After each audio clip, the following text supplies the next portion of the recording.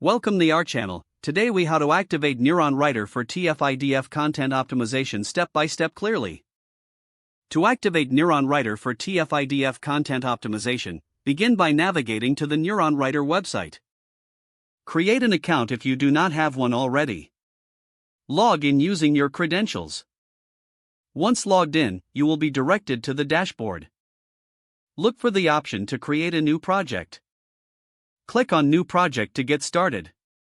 Choose the type of content you want to optimize for TF-IDF analysis. Name your project relevant to the topic you plan to work on. Now, enter your target keyword in the designated field. Select the appropriate settings for your project based on your specific goals. After entering all necessary details, click on the Create button. The platform will process your request and generate a TF-IDF analysis. Once this is complete, navigate to the content editor. Here, NeuronWriter will provide suggestions for optimizing your content. Review the TF-IDF metrics presented, including keyword density and relevance. Incorporate the suggested keywords and phrases into your content. Adjust your writing according to the guidance provided. Pay attention to the scoring system for optimization. Aim to reach a high score for the best results. Once satisfied with your optimizations, save your changes. Finally, export your content or publish it directly from NeuronWriter.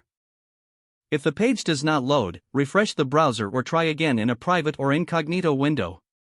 Make sure you are using the correct email address, then retype it carefully to avoid small typos. If your password is not accepted, use the reset option and create a new strong password you can remember.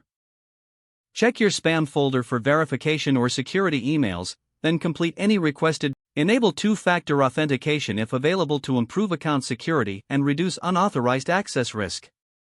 After signing in, review your profile details so your contact information and settings are accurate. If you see an error message, note it down and try again after restarting your device and internet connection.